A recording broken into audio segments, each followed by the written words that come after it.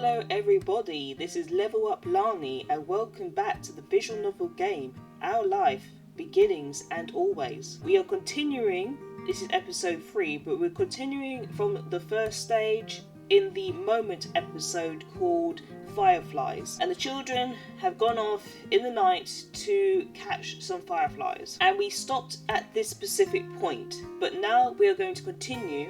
And I hope you guys enjoy episode 3 of this, what we call maybe 1.5 point or 1.5 of a Pacific Moment. And let's get started. You're so slow, Lani. We don't have all night. You started to run when you heard Lizzie's voice calling you, but paused when you saw Cove still walking at a relaxed pace. So we're going to go, are you not going to come? You tugged him along, you walked with him, you waved at him to hurry, you ran off. Kind of antisocial if we select you ran off. Not going to do that. We're going to walk with him. You felt behind, sliding up next to him and matching his stride. He noticed right away. It's okay. It's okay. You can go ahead if you want. You smile and shake your head. I don't. After a short while, the two of you reached the hill behind the house. The fireflies were out in full force, floating on the breeze, their gentle glow winking in and out and creating an almost magical effect. Lizzie had already climbed to the top. Sheila was spinning in circles somewhere around the middle. I do see Sheila being like that. Very whimsy. Wow. Sheila took a moment to come over and welcome the both of you to the hill. Hi guys. It's really great out, huh? See how many there are? Yeah. A firefly danced through the air, landing on Co's sea green head. Sheila couldn't help but giggle. You and Sheila couldn't help but giggle. You quietly looked on. You shooed the bug away. Quietly looked on. Enjoy the moment. You took a couple of steps back slowly, trying not to spook the little bugs as you admired how it glowed so brightly against Cove's hair. Cove raised an eyebrow, giving you a confused look, and Sheila giggled. You gestured to his head and he reached up, making the firefly dart away. Cove jumped and then followed after the glow. Oh, look! Lizzie has one. That's amazing! Sheila ran to the highest point of the hill, making sure not to lose his hat or backpack along the way. You hummed as the group divided and conquered, shifting your gaze to the dozens of other fireflies sailing around. The game was on. You had a bandage on your thumb when you tried to be cautious, of that. You had a bandage on your palm and you tried to be cautious of that. You had 2 bandages on your hand and you tried to be cautious of that. You were good at not getting cuts or scratches, so you weren't too worried about that. So we suddenly have a bandage, but we get no information on how the injury happened. I'm going to go and select this option. You were good at not getting cuts or scratches, so you weren't too worried about that. Spotting one close by, you approached it with an assassin-like stealth, crouching down to make yourself seem like less of a threat. You crept up towards it, arms outstretched. You closed your hands around the little glowing orb, careful not to crush it. The firefly landed on your palm, almost docile, and you stared down at your prize in delight. Its tiny legs tickled your skin, and you giggled at the sensation. Cove kept up with his own target, but when he tried to grab it, his pink cast waved awkwardly through the air, foiling his efforts to clap his hands around the firefly. Cove watched it vanish into thin air with a dissatisfied expression on his face. You encouraged him to try again. You told him about the firefly you had. You made a joke about what happened. Do I want to be a troll today? You did your own things. You encouraged him to try again. You'll get the next one. Did you catch one? You nodded, and Cove gave up his hunt for the moment, coming closer and peering at the insect still crawling across your palm. You held out your hand and he leaned closer, his eyes widening a tad behind his glasses. Cove remained hypnotized by the little bug as he inched his hands closer to yours. Ultimately, he settled his finger lightly over the top of the ones you were holding open. It tingled. You stayed very still, or you pulled your hand back. Again, this is one of those choices where it will impact the story depending on whether you see a future with the grown-up Cove or not. So I'm just going to do you stayed very still. The last thing you wanted was to accidentally scare the shiny treasure off. The firefly, noticing the new connection, crawled up into Cove's hand. He quietly gasped.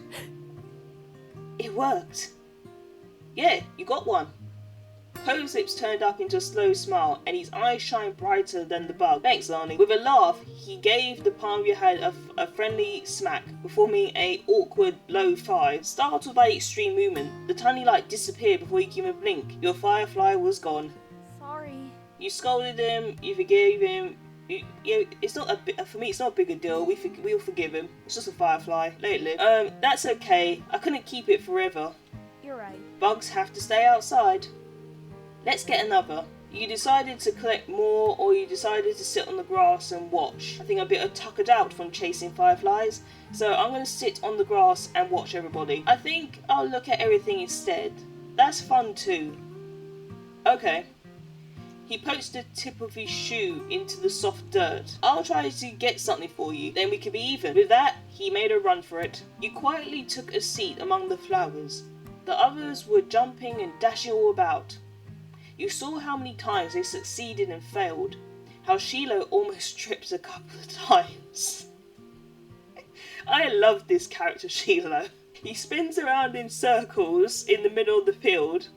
Then he just trips over something. I love the character Shiloh. So whimsy, so playful. It was a dramatic show, though around you it was calm. The lights of the stars and fireflies surrounded you peacefully. It was a beautiful night. You laughed quietly to yourself as you watched the others, and Shiloh finally managed to catch a firefly between his small hands. Congratulations. His eyes lit up, and when he spread his fingers to take a peek at it, the bug escaped and flew off into the air. You watched as he pounced after it once more, but your eyes soon landed on Cove, who had failed to catch a firefly yet. Cheered him on, you scared him, you waited to see what happened. We'll cheer him on, give some encouragement. You can do it, Cove. Cove smiled, and you gave him the thumbs up, watching intently to see what happened next. While Cove returned to hunting fireflies, you settled for laying back against the soft grass, watching the poppies swaying around you and the fireflies hovering against the vast sky. Lani, you lifted your eyes to see Cove returned to your side. His fist was carefully closed. He stretched it out to the front of your face. You notice a small glow coming from in between his fingers. I got one for you. Well, what now? The hands disappeared up and over you. This, you could tell from how he moved and his face that there must be a firefly on top of your head now. You laughed, and it probably flew off, you thought. That made you laugh more. Thanks, Cove.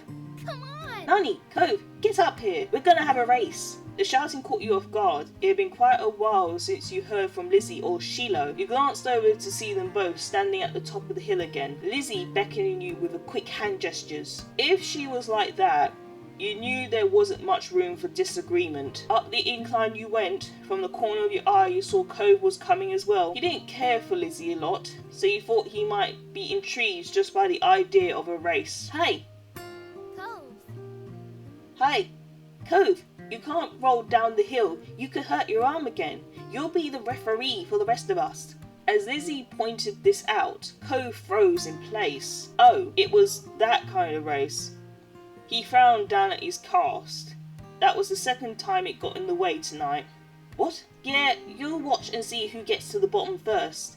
That's important, got it? I guess. The cast was sturdy. If he was careful, he could have done it.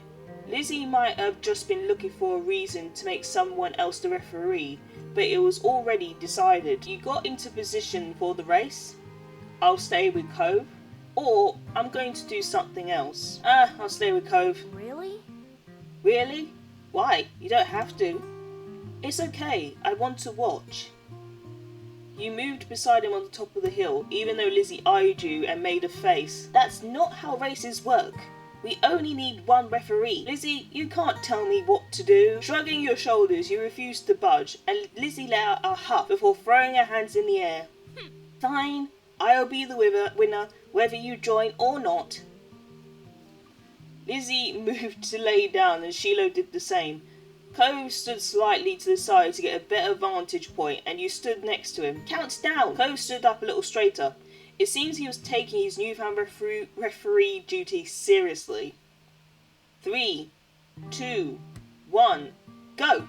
Lizzie and Shiloh took off, letting gravity do the work and rolling at a high speed towards the bottom of the hill. You and Cove leaned forward to watch them go, eyes peeled for which of the two would reach the bottom first. They were both neck and neck until about halfway down the hill.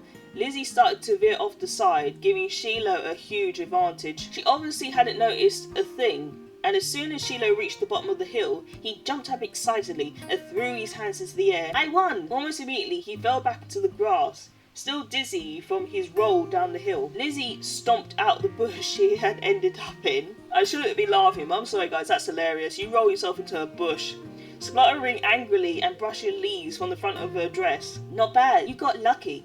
Let's do it again and see who wins for real. Kids, it's time to come in." Ugh. You snickered, feeling grateful you hadn't been part of the mini debacle. You caught Ko's eye and saw that he was doing the same. It had gotten late, and it was beginning to feel just a bit chilly as you made your way out of the hill. But the cold in the air hadn't dampened anyone's spirits. The four of you walked back home together side by side down your neighbourhood street, discussing the evening, with each person trying to prove that they were the ones who caught the most fireflies. You knew that whoever really did catch the most didn't matter much anyway. All that mattered was that you all had a good time, which, judging by the smiles on everybody's faces, you did. So that ends the moment of fireflies, and I believe I'm going to leave the rest but I actually remember as well, when I did my own personal gameplay of this, I did not actually play the fireflies episode. I actually played the shopping episode and then did the long day. So it's saying, "Are you sure?" And I do feel like playing the moments will give or affect the story differently, but yeah, I'm pretty much very, very sure.